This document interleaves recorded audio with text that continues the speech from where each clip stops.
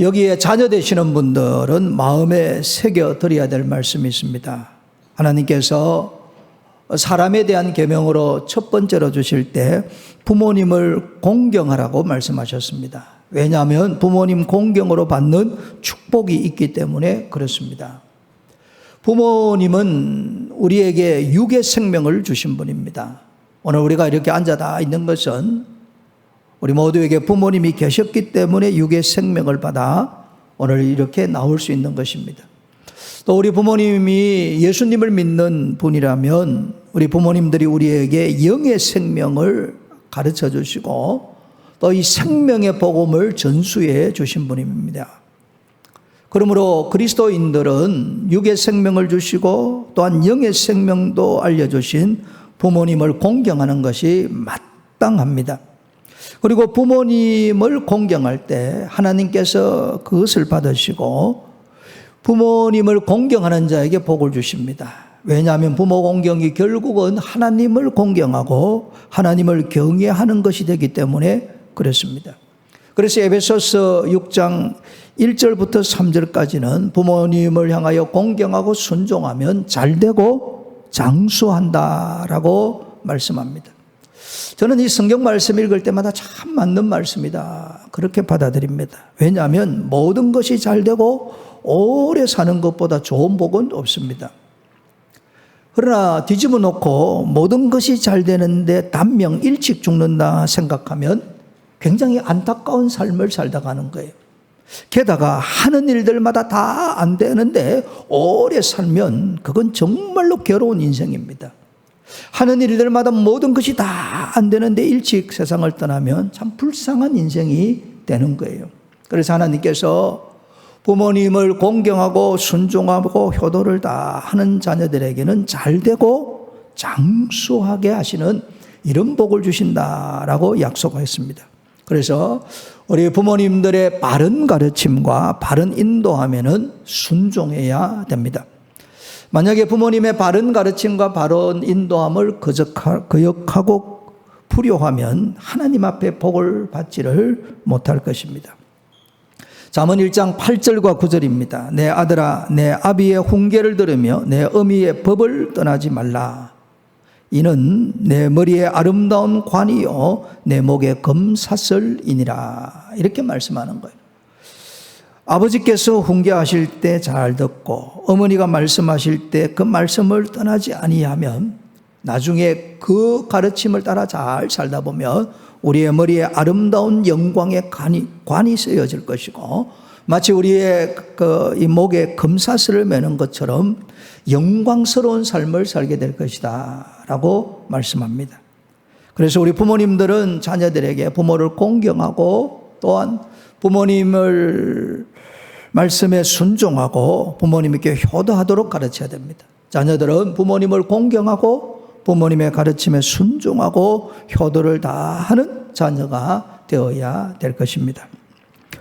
아울러 이제 우리 부모님들에게 드리는 말씀입니다. 부모님들이 좀 세상이 좀 많이 바뀌었고 생각을 좀 많이 바꾸어야 되는 그런 시대를 살아갑니다.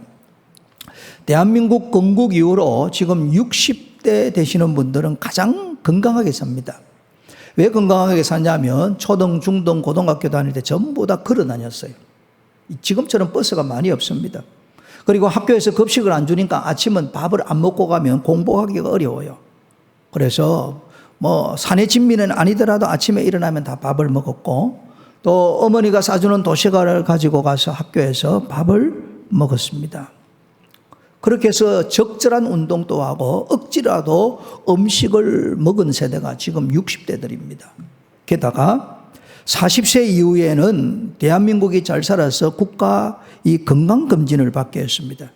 그래서 조기 발견한 병이 굉장히 많습니다. 그렇게 해서 지금 잘 살고 있는 거예요. 게다가 하나님의 은혜로 먹거리도 많아지고 의료시설도 좋아져서 더더욱 영육 강건하게 삽니다. 게다가 국민연금이라는 제도가 만들어져서 지금 혜택 보고 계실 것이고 또 형편이 좀 어려운 분들은 고령연금을 받는 그런 좋은 시대를 살아가고 있습니다. 게다가 70년, 80년대 교회가 부흥될 때 영적인 체험도 많이 하고 은혜도 많이 받은 그런 세대입니다. 그러니까 지금 60대는 자녀들이 대부분 30대입니다. 또 60대의 부모 세대는 90대입니다. 60대라고 제가 말씀드리는 것은 이 중간층에 있는 부모 세대를 두고 하는 말씀입니다. 아마 지금 이제 50대, 60대 또 70 초반까지는 부모님들이 자녀들을 기대거나 자녀들만 바라보는 그런 세대는 아닐 겁니다. 아울러 더 적극적으로 우리 부모 세대가 새로운 부모 세대가 되어서 나이가 들수록 정말 점점 나이가 들수록 더 하나님 앞에 더 아름다운 삶을 살고 자녀들에게 다음 세대에게 본이 되는 삶을 살아야 되겠다라는 이런 결심들을 하시고 계시리라 봅니다. 그리고 오늘 이 말씀을 보면서 우리 부모 세대가 그리 살아야 되고 또한 자녀 세대들이 부모 세대가 이래 살도록 기도해 드려야 됩니다. 12절 말씀입니다. 의인은 종려나무같이 번성하며 레바논의 백향목같이 성장하리로다 라고 되어져 있습니다. 우리는 예수님의 보혈로 죄 사함을 받았습니다. 하나님 앞에 우리는 용서받은 의인이 된 거예요. 그 용서받은 의인이 된 것은 어린아이도 그렇고 중년도 그렇고 노년도 그렇습니다. 근데 우리 부모님들 생각에 나는 용서받은 의인이 되었으니까 종려나무같이 백향목같이 살겠다, 이런 마음을 가져야 됩니다. 종려나무와 이 백향목은 위로 쫙 뻗습니다. 상록수입니다. 흔히 말하는 독야 청청하는 나무입니다. 그리고 과실을 많이 맺습니다. 그리고 오래 생존하는 나무입니다. 이 종려나무처럼 백향목처럼 부모 세대의 마음속에 나도 이렇게 독립적으로 살고 담대하게 살고 멋진 모습으로 살리라. 아멘. 이런 마음을 가져야 되는 거예요. 자녀들이 어떻게 하든 부모님이 먼저 마음에 그런 결심을 해야 됩니다. 그리고 우리가 이 연수가 많다는 것은 굉장한 은혜입니다. 오늘날에는 뭐 염색이 발달해서 우리가 이 흰머리를 염색을 하고 삽니다만은 백발 그 자체가 영광입니다. 제가 앞서 말씀드린 대로 여러분 돈이 많다고 칩시다. 근데 일찍 죽었어요. 그 돈 누가 가져갈게요? 아무도 모르잖아요. 돈이 많고 적고보다 더 중요한 것은 오래 사는 것 자체가 축복입니다. 아무도 아멘을 안 하시는데 진짜입니다. 여러분 권력 있으면 뭐합니까? 일찍 하면 끝인데 성경을 깊이 연구해 보면 딱 하나 할 수 있는 연수 자체가 축복이에요. 하나님께서 여기까지 살게 해주신 것. 그러니까 젊은 시절도 경험하고 중년도 경험하고 노년도 경험하는 거예요. 이 하나님의 인도하심과 경험을 맛본 이거 굉장한 축복입니다. 그래서 연수 그 자체가 물질이나 권력이나 명예보다 훨씬 더 축복이라는 것을 알고 종려나무처럼 이 백향목처럼 내가 살리라 결심해야 돼요. 백향목은 오래 사는 것은 놀라지 마시기를 바라면 3000년 산대요. 진짜 안 놀라네. 그러니까 뭐 120년은 3000년에 비하면 별 것 아니지 않습니까? 그래서 나이가 들수록 이 종려나무처럼 번성하고 백향목처럼 성장한다. 이게 마음에 딱 새겨져야 돼요. 고린도후서 4장 16절에 보면 우리가 낙심하지 아니하노니 우리의 겉사람은 낡아지나 우리의 속사람은 날로 그다음 뭡니까? 새로워지는 거예요. 새로워질 줄로 믿습니다. 우리 부모님 세대 여러분 날로 새로워져야 되는 거예요. 성장하고 번성하는 거예요. 열매가 맺히는 거예요. 젊을 때는 자식 키운다고 바빠서 영의 세계에 들어가기가 쉽지 않습니다. 그러나 60이 되고 70이 되면 그래도 여유가 있고 또 여러 경험치가 있기 때문에 살아가는데 조금 쉽습니다. 그때 이 종려나무처럼 백향목처럼 영적으로 성장할 수 있는 교회예요. 성령의 열매를 맺는 거예요. 사랑과 희락과 화평과 오래 참음과 자비와 양성과 충성과 온유와 절제. 젊을 때는 잘 절제가 안 됩니다. 기운이 펄펄 넘쳐서. 나이가 들면 절제가 좀 돼요. 요쯤 하면 되겠다. 이런 마음도 들어요. 젊을 때는 이 화가 잘 나요. 뭐 내 뜻대로 안 되면 성질 내고 그렇게 하는데, 나이가 들면 사람이 좀 그릇이 넓어집니다. 용납하고 포용하고 그리고 기다리는 이런 여유가 생기는 거예요. 그 내면의 세계가 성장하고 또 성숙해져야 되는 거예요. 이게 정말 종려나무같이 백향목같이 담대하게 하나님 앞에 살아가는 겁니다. 13절 말씀입니다. 이는 여호와의 집에 심겼으며 우리 하나님의 뜰 안에서 번성하리로다. 이렇게 말씀해요. 특별히 이제 연세가 들고 나이가 들수록 여호와의 집, 교회 안에 심겨진 그런 믿음의 삶을 살아야 됩니다. 오늘날 대한민국의 안 좋은 것 중에 하나가 이 나이 든 사람을 쉽게 생각을 해요. 그리고 자꾸 젊음 자체가 미라고 그러는데, 이 젊음의 미도 미지만 완숙의 미는 훨씬 더 아름다운 거예요. 이 주름살이 주는 그 인생의 의미 얼마나 값집니까? 이런 것들이 나이가 들어야만 가질 수 있는 거예요. 그런데 세상 사람들이 이걸 참 쉽게 감사하게 받아들이지 않는 거예요. 그러나 오늘 본문에 보면 여호와의 집에 심겨 하나님의 뜰 안에서 번성하는 거예요. 나이가 들수록 교회 안에서 더 헌신하고 봉사하고 섬기는 거예요. 나이가 들수록 연륜과 경륜이 있으니까 선한 영향력을 끼치고, 그리고 가지고 있는 이 지혜를 나누어 주고, 그리고 시간이 있으니까 중보 기도를 좀 더 오래 하고, 젊을 때 실패하는 사람 보면서 얼마든지 새로워질 수 있다고 격려하고, 또 좋은 일 있으면 축하하고 축복해 주는 것, 이게 아름다운 삶을 나이가 들면 살 수가 있는 것입니다. 그래서 나이가 들수록 교회를 더 아름답게 섬겨가면 젊은 세대가 보고 배우는 거예요. 그런 교회 공동체가 아름다운 교회 공동체입니다. 제가 다른 교회 가서 설교 말씀을 전할교회 가서 설교 말씀을 전하는데, 이렇게 이제 오후에도 이런 악기를 하더라고요. 악기 하시는 분 중에 정말 머리가 백발이시더라고요. 백발이시고, 사람은 이렇게 쳐다보면 대충 얼굴을 보면 나이를 알 수 아니십니까? 그 나이가 이래 보니까 저보다 제법 많아 보이더라고요. 근데 이 어르신이 기타를 치고 있어요. 허리를 꼿꼿하게 백발에. 정말 멋진 모습으로 연주를 하세요. 그리고 마치고 나서 물어봤어요. 저 기타 치시는 분이 연세가 어떻게 되냐 물어보니까 놀라지 마세요. 그래 많지는 않습니다. 90세래. 놀래요. 90세라니까? 몇 세라고요? 90세에 기타를 치고 원로 장로님이시대.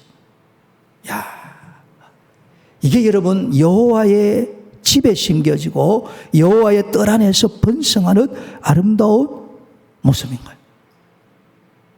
종려나무처럼 이 백향목처럼 독립적으로 담대하게 계속 성장하고 장성하는 부모 세대가 되어야 될 줄로 믿습니다. 그리고 두 번째는 14절입니다. 그는 늙어도 여전히 결실하며 진액이 풍족하고 빛이 청청하며, 이렇게 되어져 있어요. 여기 보면 늙어도 여전히 결실 맺는 거예요. 여전히 결실 맺는 거예요. 생명력 있는 삶, 활력 있는 삶, 내면의 주의 영으로 충만한 삶을 사는 거예요. 젊을 때는 기도 좀 하라 그러면 자꾸 벌떡벌떡 일어나요.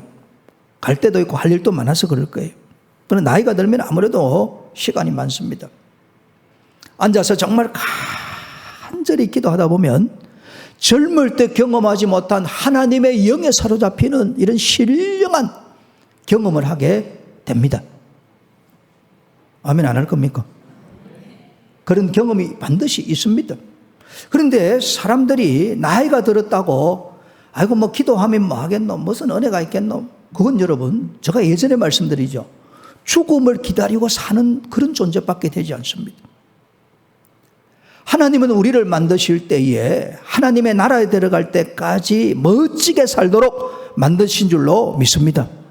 다윗이 그렇게 살았고 모세가 그렇게 살은 거예요. 그렇다고 하면 우리도 그렇게 살 수가 있는 거예요. 그래서 오늘 보면 늙어도, 나이가 많아도, 연세가 높아도, 연세가 많아도 여전히 결실하는 결실하는 삶을 사는 거예요. 젊을 때 기도하려면 자기 기도가 많아요. 애도 키워야 되고 직장도 다니고 사업도 해야 되니까 그렇겠죠. 그러나 나이 들면 말 그대로 사람이 여유로워집니다. 그리고 위로 갈 때가 점점 가까워지니까 정말 사심 없이 순전하게 하나님의 나라를 위하여 기도하는 이런 은혜가 있는 거예요. 나이가 60이 넘었고 70이 넘었는데 하나님의 나라를 위해서 기도 안 한다면 그건 참 신앙인으로는 부끄러운 거예요. 하나님의 나라, 내가 들어갈 나라, 이 땅에 세워질 하나님의 나라, 이 나라를 위해서 기도하는 거예요. 집에 가서 텔레비전 보고 그 다음에 유튜브 보는 하는 시간에 성경 읽고 기도하고 그렇게 해서 늙어도 여전히 결실 맺는, 내 영혼이 푸르고 싱싱하고 신선할 수 있는 이런 부모 세대가 되어야 됩니다. 우리가 이런 걸 꿈꾸고 살아야 되는 거예요. 성경이 그렇게 말해놨지 않습니까? 늙어도 여전히 결실한다고 되어져 있으면 아멘. 이 말씀이 나에게 그대로 적용될 줄로 믿습니다. 이런 마음으로 사는 거예요. 나는 늙어도 여전히 성령 충만할 것이다. 정말 나이가 들면 그래요, 여러분. 젊을 때의 기력은 없고 장년의 능력은 없어요. 그러나 노년이 가지고 있는 이 영의 세계에 깊이 들어가는 이 은혜, 이런 은혜는 정말 충만해질 수 있는 겁니다. 그래서 인격적으로, 내면적으로, 영적으로 활력이 넘치고 신선한 새로움으로 충만한 이런 부모 세대로 살리라, 이렇게 해야 되는 거예요. 쉽게 생각하면 이런 거예요, 여러분. 자, 지금 여기까지 왔습니다. 그러면 10년 전 한번 돌이켜 보세요. 자, 여기 70대시는 분 10년 전에 60대 생각해 보세요. 그때는 확실히 철이 조금 없습니다. 그러면 나이가 들면 무슨 좋은 일이 있냐면, 야, 내가 10년 전에 만약에 세상을 떠났더라면 정말 철이 없으므로 없을 때 세상을 떠났겠구나, 이런 생각이 들어요. 여기까지 살아왔으니까 좀 더 성장하고 성숙하고 좀 더 인격적으로 다듬어지고 영적으로 거룩한 삶을 살아가지 않습니까? 또 그렇게 살아가야 되는 거예요. 그래서 제가 앞서 말씀드린 대로 가장 은혜 중에 은혜가 연수가 은혜가 되는 거예요. 그러면서 이 연세, 이 나이에도 더더욱 여전히 결실 맺고 진액이 풍족하고 빛이 청청한 그런 삶을 살아야 되겠다 결단하고 기도하고 그렇게 살아야 됩니다. 다르게 표현하면 기쁨으로 살자, 이 말입니다. 즐겁게 살자, 이 말입니다. 우리나라에 도산 안창호 선생님이 계시는데 민족개조론을 이야기하시는 분입니다. 이분이 말년에 평양에서 50리 떨어진 태보산에 가서 조그마한 산장을 지었어요. 산장을 딱 지어놓고 앞에다가 뭐라고 그 산장 입구에다가 써놓았냐면 빙그레, 번그레, 방그레 이렇게 써놓았어요. 이분한테 물어보면 늘 그래요. 누구든지 어린아이는 방그레 웃고 청년들은 빙그레 웃고 노인들은 번그레 웃어 웃는 민족으로, 웃는 얼굴로 새 민족을 우르자. 좋은 말이죠. 분위기가 웃고 살자는데, 여러분 가만히 생각해 보세요. 사람이 동시에 두 개 하기 어려워요. 뭘 동시에 두 개 못하냐면 화내는 것과 웃는 것은 동시에 절대 못합니다. 웃든지 화를 내든지 해야지. 이걸 동시에 할 수가 없어요. 나이가 들면 유심히 관찰해 보세요. 짜증이 많아집니다.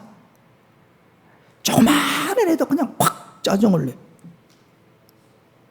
그냥 뭐 좋게 이야기해야 되는데 일단 짜증부터 내놔. 그건 남자 여자 구별이 없어요. 그러면 이제 30, 40대 자녀들이 엄마 아빠 만나면 불편해요. 그냥 짜증부터 확 내니까. 오늘 뭐라고 합니까? 진액이 풍족하고 빛이 청청해요. 내 마음에 주님이 계시고 성령님이 계시니까 어떻게 살아야 된다고요? 빙그레, 방그레, 번그레 웃으면서 살아야 되는 거예요. 우리나라 기업 중에 빙그레라는 기업 아시죠? 그 빙그레라는 기업에 들어가 보면 왜 이름을 지었냐면 국민들에게 기쁨과 즐거운 웃음을 주자, 도산 안창호 선생의 욕을 딱 받아가지고 빙그레라는 회사를 세웠는데 지금까지 잘 되고 있는 거예요. 그래서 웃는 자에게 복이 오는 거예요. 미국의 유명한 인권 변호사 클레렌스 에스테로라는 사람이 있는데 이분이 뭐라고 이야기하냐면 웃음의 능력을 잃어버렸다면 당신은 생각하는 능력을 잃은 것이다. 이렇게.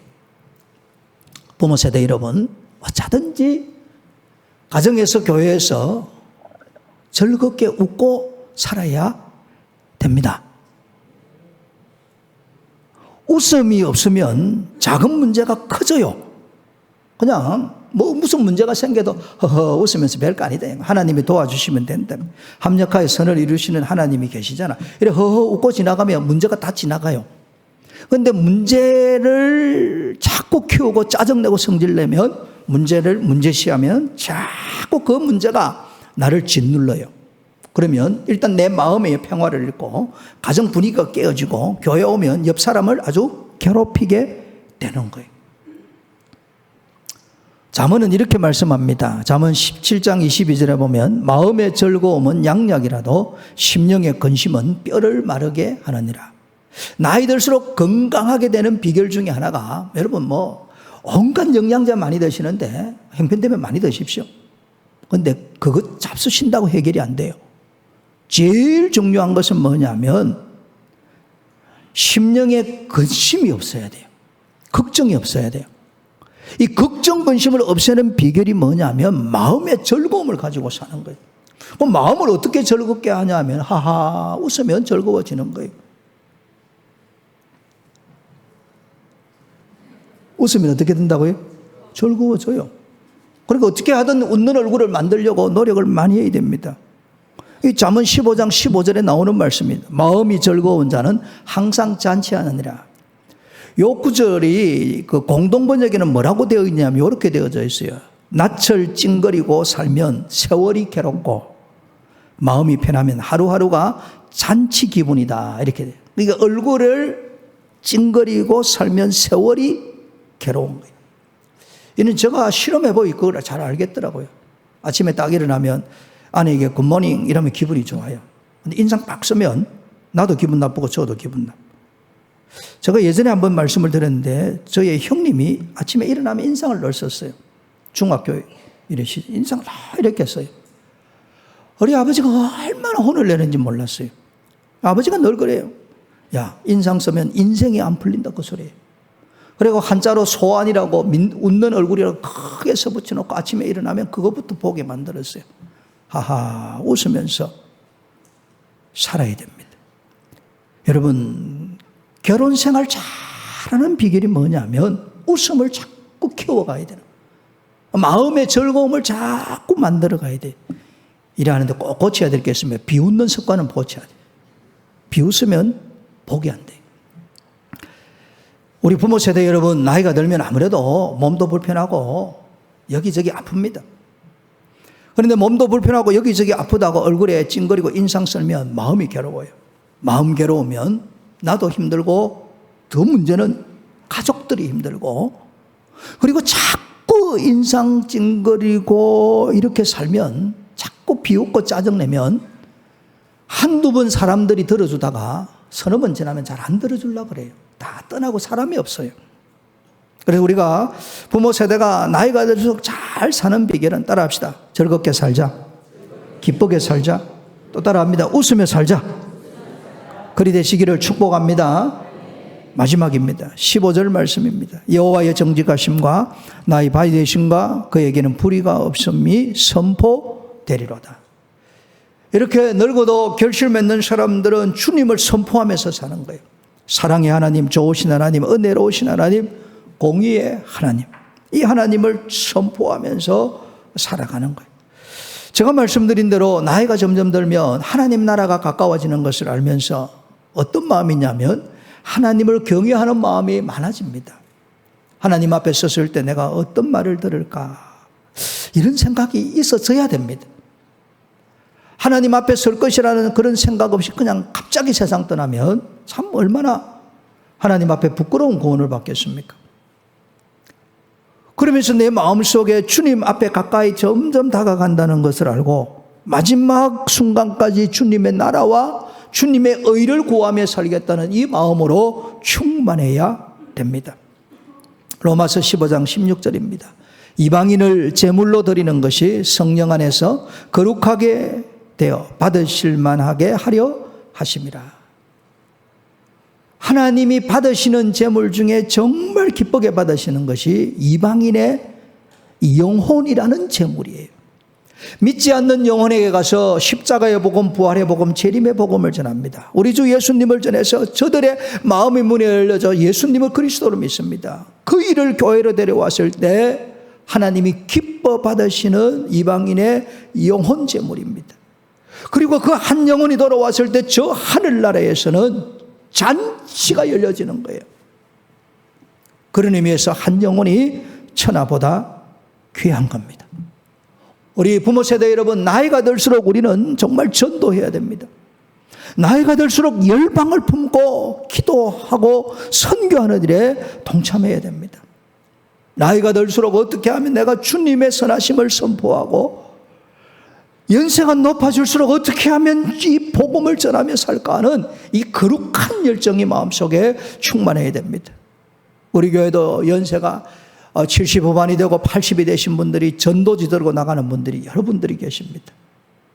주님 앞에서는 마지막까지 영혼 건지고 살리다가 가겠다라는 마음으로 전도하시는 정말 연세 많은 부모 세대가 계시는 거예요.